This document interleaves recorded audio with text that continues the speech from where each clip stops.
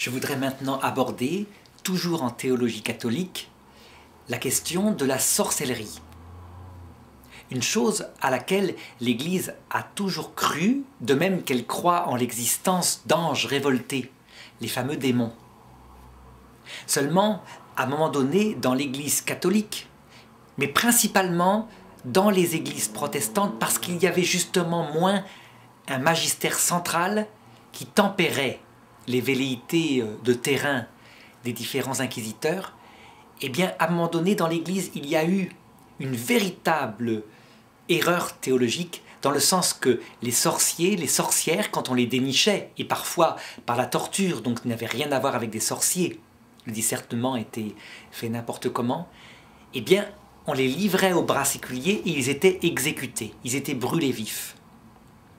C'est une véritable erreur théologique. Là, il faut absolument le reconnaître. D'ailleurs, le pape Jean-Paul II, dans les repentances de l'Église qu'il fit pour le jubilé de l'an 2000, reconnut cette chose-là. L'Inquisition catholique a brûlé un certain nombre de milliers de sorcières, dont des femmes. Particulièrement des femmes, pour des raisons sans doute psychanalytiques. Mais l'Inquisition protestante en Allemagne, particulièrement, s'est déchaînée de manière 50 fois, 100 fois plus forte, parce que chaque pasteur de terrain, n'ayant pas d'autorité centrale, eh bien, pouvait mettre son zèle de fanatique au service de cette poursuite qui était à la mode dans ces siècles obscurs, ces siècles de guerre de religion. Quoi, c'est une véritable erreur théologique? Elle est d'ailleurs la marque d'une déviation des chrétiens de cette époque-là, qui étaient tombés de la charité à l'orgueil, sans doute à cause de la puissance politique qu'avait eue la chrétienté en Europe, n'étant attaquée par personne de l'extérieur. Eh bien, pourquoi c'est une erreur théologique? Parce que le phénomène de sorcellerie, s'il est un pacte conscient avec un esprit révolté, se règle simplement. Et on le voit tout à fait dans les Actes des Apôtres. Saint Paul, confronté un jour à une voyante qui fréquentait un esprit et qui le poursuivait sans arrêt. Et les maîtres étaient contents parce que cette voyante en question était une esclave, qui le poursuivait en disant « Cet homme vient de Dieu », en le montrant du doigt à la foule. Excédé au bout de quelques jours, dit simplement « Sors de cette femme ». Et le démon partit, et la femme perdit tous ses pouvoirs. Et saint Paul eut un procès pénal parce que la famille était furieuse. Elle avait perdu une quantité de possibilités de trouver des revenus financiers par l'usage du charisme de sorcellerie de son esclave. En fait, à cette époque-là, si les théologiens avaient mieux réfléchi, s'ils avaient mieux analysé la théologie de ce que c'est qu'un démon révolté, ils se seraient rendus compte que la pratique du meurtre des sorcières était vraiment ce qui plaisait le plus aux démons. Par contre, si la lutte contre la sorcellerie s'était faite simplement, comme il le faut, par la présence de la vie de charité, l'invocation des saints, des anges, des fidèles de plus en plus priants, eh bien les sorciers n'auraient plus eu aucun pouvoir et le phénomène aurait disparu de lui-même. Alors qu'est-ce que la sorcellerie? La sorcellerie, à la différence de la possession démoniaque, est un phénomène volontaire. C'est l'acte conscient d'une personne qui fait un pacte avec un esprit révolté contre Dieu, en l'occurrence, dont elle a découvert l'existence. Si la personne croit avoir affaire à un ange du Seigneur, eh bien, sincèrement, elle croit faire des choses charismatiques. Elle ne fait pas de sorcellerie. De fait, ça peut être un ange révolté qui se camoufle et qui se fait passer pour un ange du Seigneur. En général, des théologiens s'en rendront compte parce que la personne provoque à volonté la venue de l'esprit en question, chose qui ressemble à du spiritisme. Quand la personne qui pratique cela est consciente qu'elle a affaire à un esprit révolté, on peut dire vraiment qu'elle pratique la sorcellerie. Si elle le fait pour faire du bien autour d'elle, pour guérir des maladies, on dit qu'elle pratique la magie blanche. Et si elle le pratique pour faire du mal, pour nuire à ses ennemis, on dit qu'elle pratique la magie noire. Alors on peut se demander comment une sorcière peut faire du bien autour d'elle. Ben simplement parce que le démon est d'accord. Dans ce sens que, en manifestant sa puissance, lui, ce qu'il espère, c'est pas guérir par exemple la vache du voisin, ou faire qu'on gagne une certaine somme au marché, mais c'est faire qu'on lui attribue une telle puissance qu'on viendra le consulter pour des choses beaucoup plus spirituelles, comme par exemple le sens de la vie, le fait de rejeter l'Église qui est si pécheresse, et donc son enseignement, etc., etc. Le démon, toujours pareil, ne vise qu'à une chose, c'est préparer le cœur humain à s'éloigner au maximum des deux vertus qui l'insupportent au plus, l'humilité, l'amour de charité. Les deux ensemble, donc l'eau et le sang qui sortirent du cœur du Christ. Et pour cela, il utilise tous les moyens possibles. Le démon, ce qui le caractérise aussi, c'est qu'il s'adapte à la mentalité de l'époque où on l'appelle. S'il a affaire à un peuple primitif, très superstitieux, eh bien le démon, à travers les sorciers, va développer des phénomènes superstitieux. C'est lui qui va inventer les gris-gris africains. Tu portes le gris-gris, donc l'espèce de sachet rempli de rien, et il ne t'arrivera rien. Et effectivement, comme un mafiosi, le démon protège la personne en question, et du coup, les autres se mettent à porter des gris-gris. Le démon a manifesté son efficacité. Quand un missionnaire chrétien arrivait dans ces pays, ou un missionnaire musulman avec son Coran, les choses sont attestées, c'était aussi efficace. Ce qui d'ailleurs pose des questions sur les religions.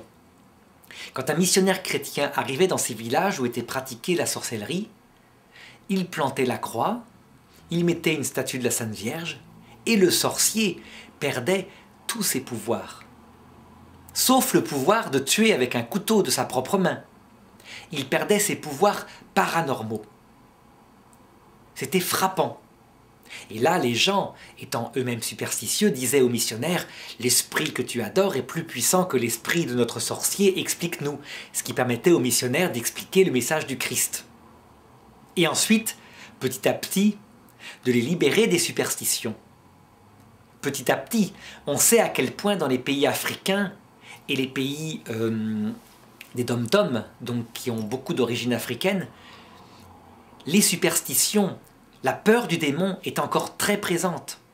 Et c'est normal, parce que le levain de la pâte évangélique qui sait prendre le démon comme ce qu'il est, un simple ange, révolté, qui par rapport à Dieu est comme une mer par rapport à l'infini de l'univers, mais qui certes par rapport à nous est comme une mer par rapport à une goutte d'eau.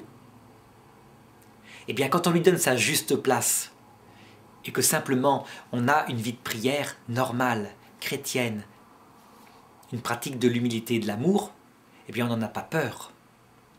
Mais cela, il faut du temps pour arriver à se séparer de la croyance superstitieuse en l'efficacité des gris-gris. Lorsque le démon a affaire à des personnes plus civilisées, entre guillemets, par exemple, qui plutôt que de croire en un sachet de cendre pendu autour du cou, croient en l'or, en la puissance de l'argent, eh bien le démon va proposer l'argent pendant un certain temps. Pour cela, je voudrais manifester le texte d'une chanson d'un groupe de musique, de hard rock, qui n'écrivait pas sous forme cachée, mais qui écrivait en clair. Alors je ne sais pas du tout si le groupe Trust a pratiqué la composition de ces chansons en faisant du spiritisme ou de la sorcellerie, ou si c'est pas plutôt pour provoquer, parce qu'ils avaient l'habitude de cela. Mais il y a dans les chansons en question, une véritable théologie de ce que c'est que la sorcellerie et de ses conséquences au terme. Ça correspond tout à fait à la réalité de ce qu'on voit. Première chanson, qu'on trouve d'ailleurs sur internet, s'appelle Le Pacte. Elle raconte comment une personne va établir le contact avec le démon. Tu m'as imploré, dit le démon, et me voici. Genou à terre devant moi, ton roi. J'ai daigné venir à toi, car tu as fait le premier pas. Donc c'est ce que j'indiquais. Pour que le démon vienne, en général, il faut qu'il y ait eu imprudence de l'homme, soit par le spiritisme, mais là c'est plus innocent, et quand c'est vraiment coupable, c'est par une véritable pratique de la sorcellerie, consciente. La chanson continue, elle dit ensuite « Ton âme dépendra de moi, renonce à ton Dieu, à ta foi, à ses lois. Verse ton sang et signe en bas le pacte. Je te donne ma marque si tu signes mon pacte. » En fait, quand quelqu'un demande de la part du démon certains biens qu'il peut donner, qui sont pour lui de la poussière, mais qui sont pour nous qui vivons sur terre importants, comme du sexe égoïste, de l'argent égoïste, de la gloire égoïste, eh bien il est évident qu'il va demander une contrepartie. Contrepartie, il l'a dit parfois, il s'agit de vendre son âme au diable, donc de le suivre à l'heure de la fin de cette vie dans l'enfer. Mais quand les âmes ne sont pas très performantes en théologie, ils ne révèlent pas encore la vraie nature de l'enfer, qui en fait est un choix libre, un monde de liberté, mais des libertés égoïstes, où les mystères du vrai Dieu, de la croix, de son humilité, de son amour sont rejetés. Là, tant qu'on est sur terre, il s'adresse à une civilisation qui ne connaît pas vraiment la religion, eh bien, il va présenter les choses comme plutôt un contrat moral. Et ça marche de toute façon, parce que, en donnant à l'homme par ses méthodes malhonnêtes toutes les choses égoïstes qu'il désire, eh bien, le démon compte bien disposer le cœur de l'homme à aimer l'égoïsme, et donc le disposer de telle manière que, à l'heure de la mort, quand la vérité est manifestée, ils le suivent lucidement, cette fois, par un vrai blasphème contre l'Esprit Saint, et non pas par un péché bestial de faiblesse comme là, qui le suivent dans sa révolte contre Dieu. Il est aussi fait mention d'un pacte. Donc les démonologues du Moyen-Âge en parlaient très souvent. Et ce n'est pas qu'un pacte symbolique. Souvent, c'est un véritable papier signé, donc là, avec le sang. Pour une raison, c'est que le démon connaît la psychologie humaine, qui a besoin de signes sensibles pour stabiliser son intention spirituelle. C'est d'ailleurs la même théologie que celle des sacrements, finalement. Et donc le démon fait signer un pacte, il s'engage de son côté à fournir 15 ans, 20 ans de gloire, de sexe, d'argent. Et en échange, dans le pacte, la personne doit donner son âme après la mort, ou à l'heure de la mort. Que décrit le vers suivant de la chanson. Le démon dit « Je te suivrai pas à pas, plus rien ne te résistera. De ma main, je vais te guider. De ta vie, tu ne vas plus te soucier. » Donc Satan exprime par là la contrepartie qu'il donne par rapport au pacte signé. Dans la chanson, c'est l'homme, le chanteur, qui s'exprime. Et il dit ceci. Chaque mot sonnait comme un ordre. Il s'était déplacé avec sa horde. Serment, propagande diabolique, visage aux traits changeants sataniques, mes yeux fiévreux, luisants de cupidité, son masque anéantit toute ma volonté. La foudre allait s'abattre sur la terre pour sceller le pacte et saluer Lucifer. On voit que le démon s'est adapté à la psychologie de la personne. Ici, c'est une personne assoiffée de gloire et d'argent. Eh bien, il lui a proposé la gloire et l'argent. Évidemment, si c'était agi d'une personne assoiffée de savoir ce que sont devenus ses proches, donc une personne de bonne volonté, eh bien, il lui aurait fourni tout ce qu'il fallait savoir sur les proches, mais évidemment de manière mensongère, de manière à l'entraîner petit à petit dans un pacte. Cet homme qui s'apprête à signer est en état de péché de faiblesse, qu'on appelle en théologie le péché contre le Père. Il est en fait esclave de sa pulsion vers l'argent et le démon appuie dessus. Donc le démon, pour le moment, agit comme Satan, c'est-à-dire comme serpent, comme tentateur. Il n'agit pas encore comme Lucifer, c'est-à-dire dans la beauté de son projet éternel. Ça viendra plus tard. La deuxième chanson du groupe Trust fait suite et elle s'appelle La Luxure. Elle raconte les années de bonheur, entre guillemets, terrestre, que va vivre la personne grâce au don du démon. Démon qui semble se réjouir et qui parle en disant « Ton orgueil t'a aveuglé et t'a conduit vers ta destinée. Ton Dieu t'avait si pieusement édifié. Mais désormais tu te retrouves damné. Tout ce que tu as, c'est à moi que tu le dois. Je t'offre la jouissance ici-bas. Moi, ton maître, je te démontre toute l'étendue de mon pouvoir et de mon savoir. Car tu as succombé aux mêmes tentations, car humain tu es, la luxure est devenue ta passion. » Eh bien, cette technique-là est celle qu'il pratique habituellement sur tous les hommes sans qu'il y ait besoin d'un pacte. Habituellement, Satan donne aux hommes qui vivent sur terre certaines choses qui sont en lien avec leur recherche égoïste. Il espère de cette manière-là que les hommes y prendront goût, comme je l'ai dit, et que donc ils deviendront, comme une seconde nature dans leur être, des amoureux de l'égoïsme.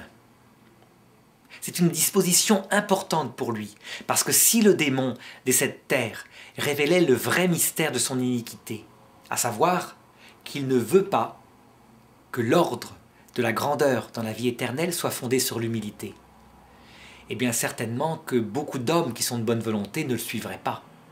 Donc il a tout intérêt plutôt de répondre par les choses qui plaisent aux gens, les choses de la terre, les choses égoïstes qui sont poussière pour lui, comme je l'ai dit, les trois concupiscences. Et la chanson décrit les faits. « Mon fanatisme et ma vigueur ont fait de toi un dépravé. Je me permets de te juger homme dépourvu de dignité. La luxure te provoque, la luxure t'a subjugué, comme une diablesse aux traits de princesse, la luxure t'a subjugué. » Donc on voit que le démon là est en train de montrer à la personne qu'elle est damnée. Il est en train de la désespérer, de lui faire croire qu'il n'y a plus de salut possible. Et ensuite vient la troisième chanson qui s'appelle « Le jugement dernier », donc où le démon s'attribue lui-même le jugement dernier, et là de manière mensongère, ce que démontre la théologie catholique que je vais montrer après. Mais d'abord voici le texte.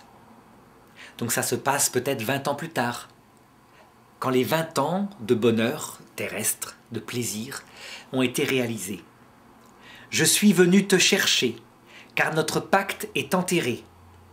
Je me suis fait accompagner de la mort pour t'emmener. Voici venu le jugement dernier, humain rempli de vanité. À toi de me témoigner ton sens de la fidélité. Ton maître t'ordonne de le suivre. Tu t'étais damné pour survivre. Inutile de faire marche arrière. Satan n'attend pas les prières. Je t'ai fait vivre comme un roi. Et tu trônais sans foi ni loi. Tu t'es vautré dans la luxure, toi qui moisissais avant dans l'ordure. Ton âme de damné va brûler. Rien n'est comparable à l'enfer. Tu étais heureux dans la misère. » En réalité, juste dans le passage de la mort, cet homme qui se croit sincèrement damné, il a signé, il était conscient de son acte, devra rencontrer le Christ dans sa gloire, accompagné des saints et des anges. Et cela, Lucifer le sait parfaitement. Donc, dans ce dernier moment de la vie de cet homme, il essaye de se faire convaincant pour l'entraîner vers le désespoir, lui dire qu'il n'y a pas maintenant de salut et qu'il doit garder sa dignité et simplement être fidèle au pacte signé. En réalité, le Christ démentira ce fait. Il y a un pardon pour un homme comme cela qui a pratiqué la sorcellerie. Il suffit simplement qu'il demande pardon sincèrement face au Christ qui va lui apparaître. Seulement, Lucifer a enlacé l'âme de cet homme en construisant pendant les 20 ans en question les liens à l'égoïsme, à l'amour du pouvoir, etc. D'autre part, il va pouvoir, sous forme cette fois de Lucifer, lui rappeler ce qu'il lui a donné. D'abord le séduire en lui montrant la vraie nature de l'enfer, cette liberté digne, et ensuite l'agresser, l'accuser si jamais il le voit qui faiblit et qui se tourne vers le Christ en lui disant « Alors tu n'as donc plus aucune dignité, toi qui avais signé le pacte, c'est comme ça que tu tiens ton contrat ?» Donc il espère bien, par cette méthode-là, entraîner quelques âmes en enfer. On le voit, ces 3 chansons manifestent bien le processus à quoi conduit la sorcellerie. Donc le pacte conscient d'un homme avec le diable. Seulement, c'est une chanson du XXe siècle, où on voit une sorcellerie qui est encore primitive. La même chanson, si elle avait été écrite dans une tribu africaine du XIVe siècle, dirait peut-être « Je te donne en échange du plaisir, du sexe, etc.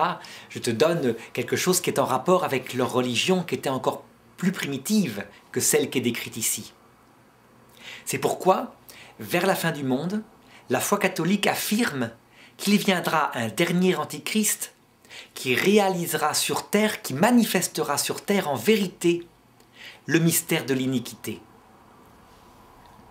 Cela veut dire que vers la fin du monde, cet homme, qui est annoncé comme un homme politique, qui ne peut pas venir maintenant, parce qu'il faut d'abord, dit saint Paul, 2e épître aux Thessaloniciens, que ce qui le retient soit enlevé. Et ce qui le retient, justement, c'est la dénonciation des religions, qui manifesterait sans problème qu'il vient du démon. Eh bien, vers la fin du monde, cet homme-là sera un homme qui aura fait un véritable pacte avec Lucifer. Mais cette fois, Lucifer dans son véritable mystère, qu'on appelle le mystère d'iniquité parce qu'il se réfère à la première révolte de l'ange, le véritable motif de sa révolte. Ça veut dire que le dernier antéchrist proposera à l'humanité une vie éternelle, mais s'il reste debout, s'il reste digne, s'il accepte une liberté individualiste, et il proclamera que les dieux des anciennes religions, qui disaient tout ce qu'il fallait être humble, aimer, demander pardon, étaient en fait des faux dieux qui ne visaient qu'à une chose, c'était écraser l'homme. Finalement, ce dernier antéchrist parlera comme avait parlé Lucifer à Ève.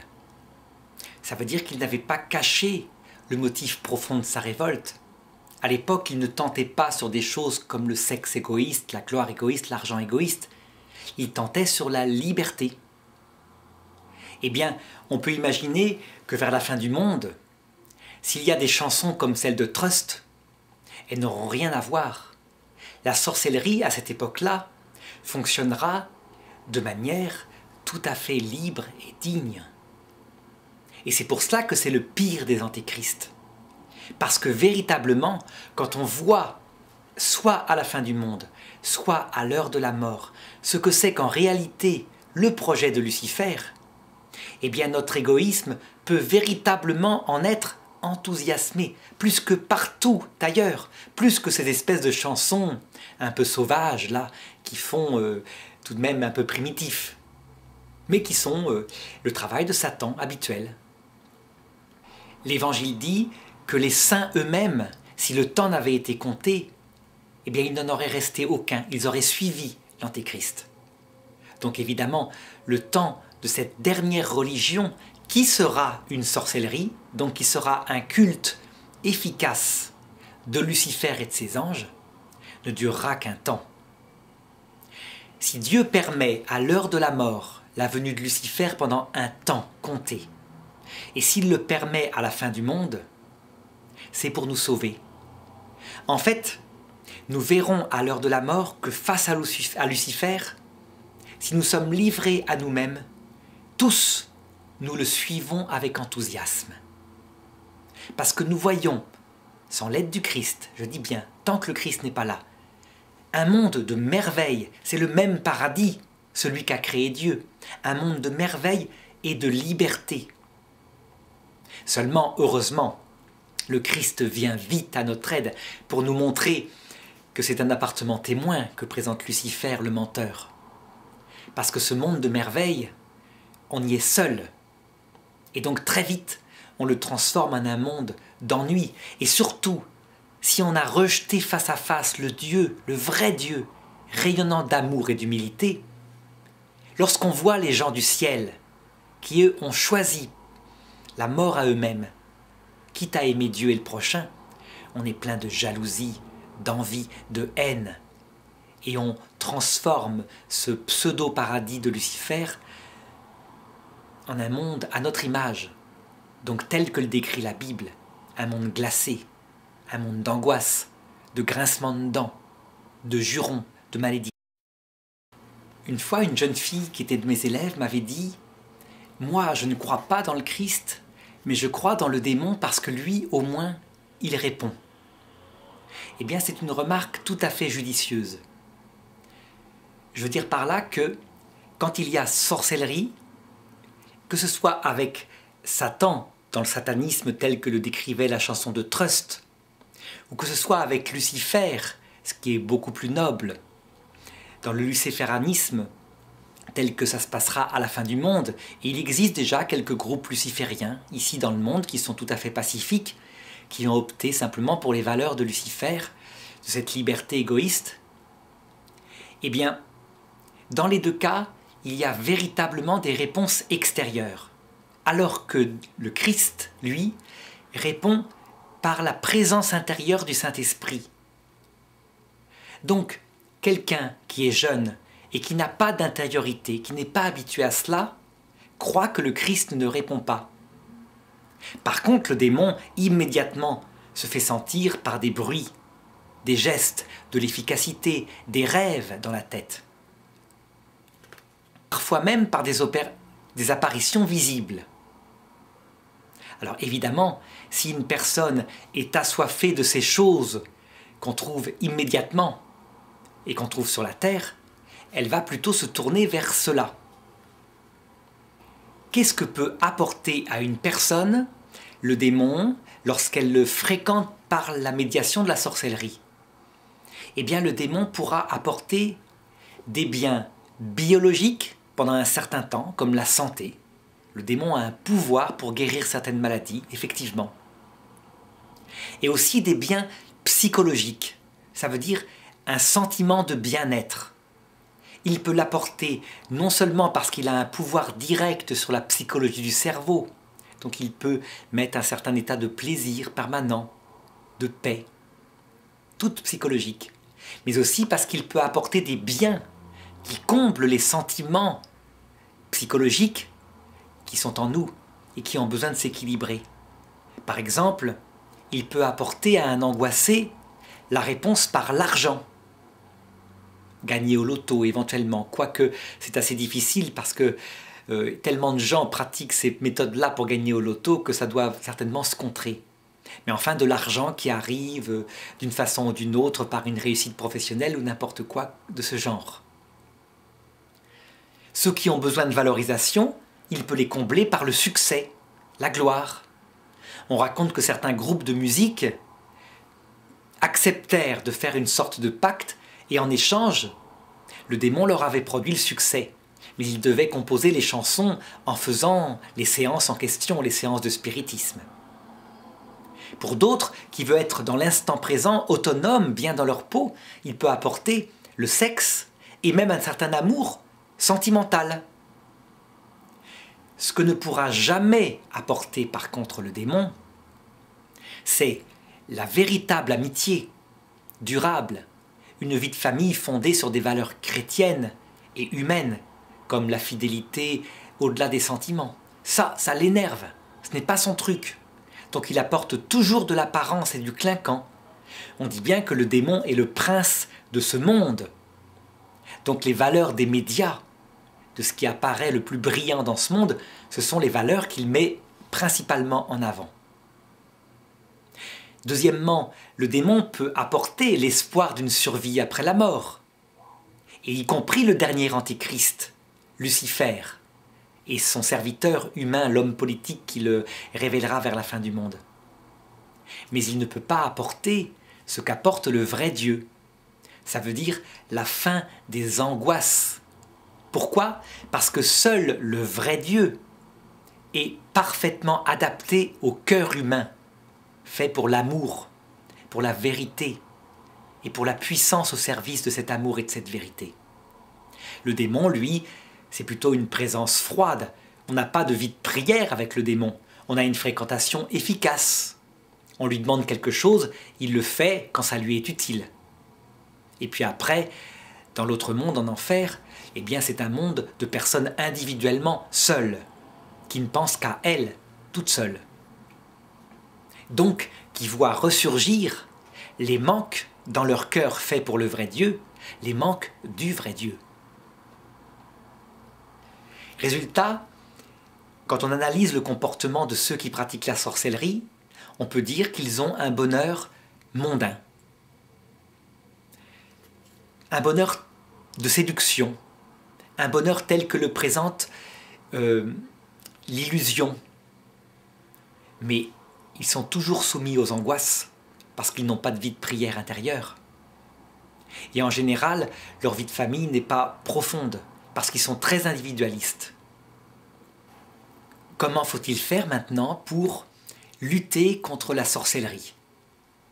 Eh bien, il y a deux choses. Il y a d'abord la volonté du sorcier qui veut fréquenter le démon. Là, la meilleure lutte, c'est la conversation théologique. Ça veut dire lui expliquer exactement ce que lui donnera le démon et le reconnaître objectivement. Et lui expliquer ce que donne le vrai Dieu. Là, c'est une conversion intellectuelle qui peut faire que certains, effectivement, cessent la pratique. Parce que cette pratique est passagère. Le pacte, comme on l'a vu, dure 20 ans de bonheur. Puis après vient le paiement du pacte. Par contre, en ce qui concerne maintenant le pouvoir que certains sorciers obtiennent de leur pacte avec le démon, là, il est particulièrement facile de le faire disparaître. Les chrétiens disposent de la puissance de Dieu directement, à travers Dieu lui-même et ses amis qui sont au ciel, anges et hommes. Il est donc évident qu'une personne qui fréquente cette puissance infiniment plus grande, quoique plus humble que celle du démon, ne risque rien de la part de la puissance du démon. Il peut même contrer le pouvoir sans problème. Évidemment, s'il y a eu pacte entre une personne humaine, un sorcier, et un démon, dans ce cas-là, le démon est tenu de suivre les données du pacte. Dans ces cas-là, il faut parfois faire intervenir les exorcistes des diocèses. Il est arrivé une fois, m'a-t-on raconté, qu'un exorciste essayait de délivrer une personne qui était possédée et il n'y arrivait pas du tout.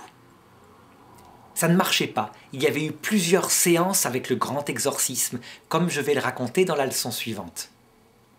En fin de compte, pour libérer cette personne, il fallut que le démon, épuisé par les séances d'exorcisme, qui ne pouvait pas partir, qui était lié au pacte signé, eh bien se retourne contre le sorcier et se mette à l'obséder lui-même de sa présence en lui disant « détruis ce pacte, allez, on arrête, etc. » pour que finalement le sorcier, ayant lui-même à souffrir, détruise le pacte en question et que la possession de la dame s'arrête.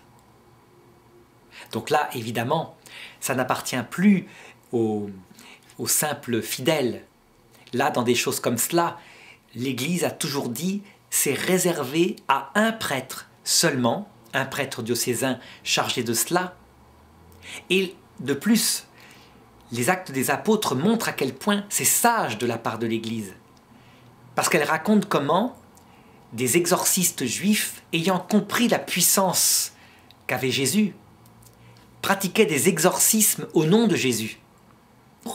Le démon se révolta contre eux et il leur dit ceci « Jésus, je le connais, mais vous, je ne vous connais pas. » Et il se précipita sur eux et les déchira au point qu'on les ramassa blessés de toutes parts. Donc le grand exorcisme ne doit être pratiqué qu'en cas d'extrême urgence, quand un prêtre accepte de le faire parce que c'est nécessaire. La plupart des fois, il suffit donc de la conversation simple et d'une vie de prière. Les choses sont bornées d'elles-mêmes par cette manière-là.